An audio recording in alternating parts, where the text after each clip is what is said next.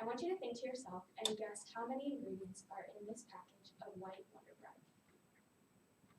You might be surprised to find out that there's 32 ingredients in it, which is crazy because bread only takes about 5 ingredients to produce.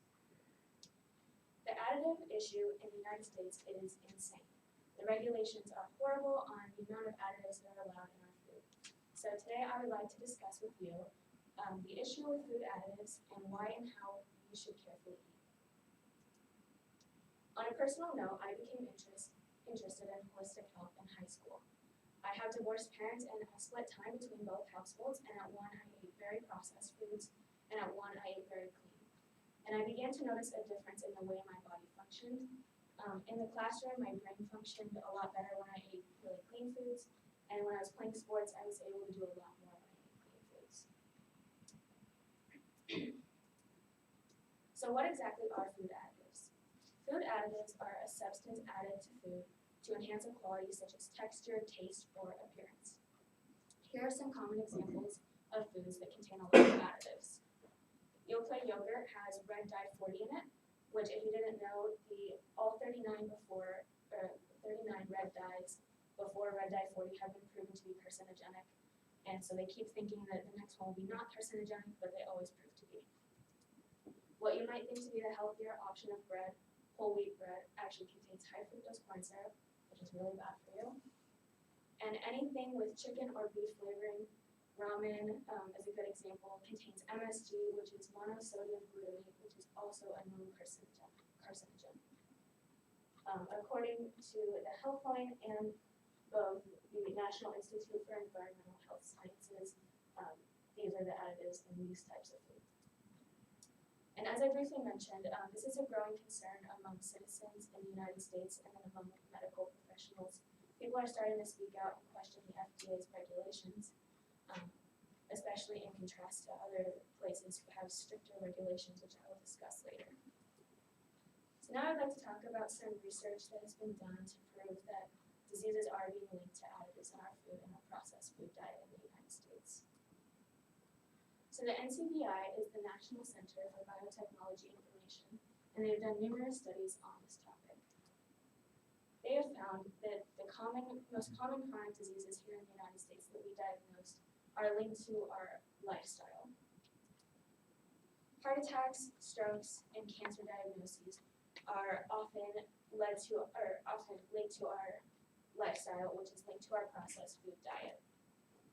In turn, this means that all of this is preventable with a quick lifestyle change that you just have to be willing to take.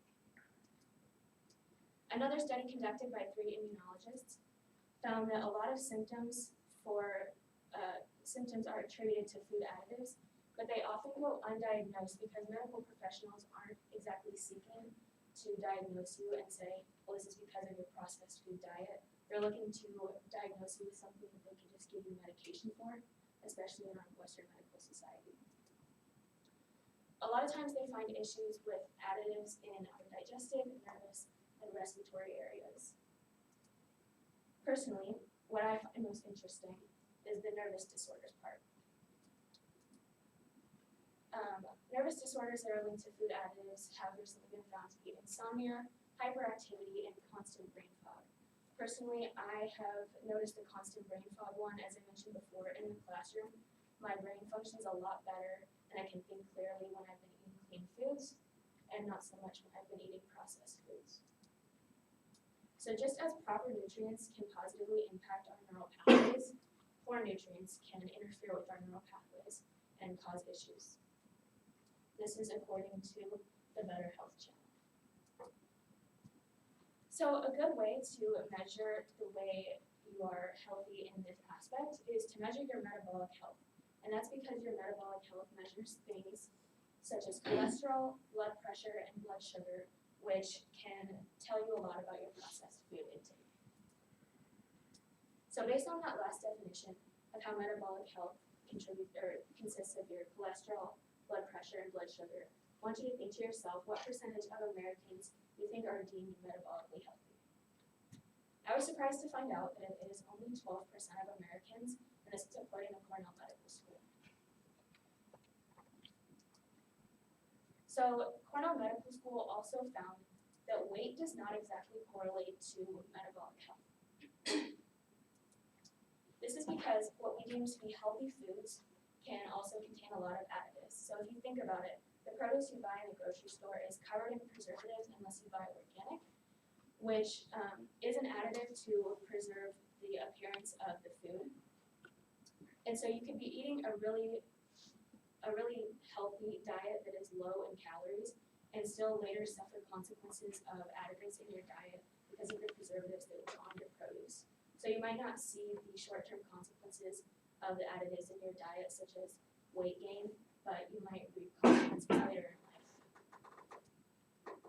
So the solution does start with you.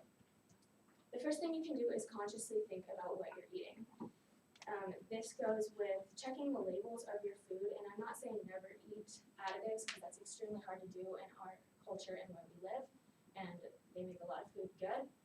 But just check for extensive labels, like lists of bad additives, such as Wonder Bread. Nobody really needs to be eating that. There's plenty of healthier alternatives that taste just as good. And spreading awareness. I think the first step is to spread awareness because a lot of us are uneducated on this topic. So that is the first step. And I want to talk about how the United States is extremely lenient in comparison to other places. Places like Europe and Canada have much stricter rules on their regulations of additives. This is because the United States takes a more innocent until proven guilty philosophy, but other places like Europe, for example, have an extensive, long process before an additive can be allowed into food. They double check to make sure that it is not harmful for their citizens. So here are some examples of the differences in ketchup between the United States and the UK. You can see that there is like about half the ingredients in the United Kingdom version. And same with Mountain Dew. I just think it's unnecessary if we can distribute the same product to have a lot more additives. So here are some more differences according to the New York Times and the Daily Mail of differences between the United States regulations and what we have. So the FDA actually approves our poultry to be soaked in chlorine as a cleansing form, which is not allowed in other places. And potassium bromate, which is a known carcinogen, is allowed in the United States, but it is banned in Europe, China, South Korea, and Canada. Our potential. I think if we just take steps to follow in the footsteps of Europe, we would have a lot healthier lifestyle. 50% less people in theory would be diagnosed with heart disease because in the UK and other places in Europe, there's 2 times the amount of heart disease diagnoses, which if you didn't know, is the number 1 killer in the United States. So, in summary, I talked about additives and their effect that they have on us. I talked about research that links additives with disease. And I talked about how the United States is extremely lenient and I think too lenient. So what can you do? First thing you can do, if you're really interested, is join the Nourish Club, which I'm a part of. It focuses on clean and sustainable eating, and this is their Instagram if you want to follow them. It's just nourish.pet. And then next I have a petition that is essentially just looking to raise awareness because that's the first step. People are uneducated on this topic. And the first step is getting them to know what additives are, what they're doing to us. And so this is a petition I created, and you can scan it, and I can also email the link after class. So thank you.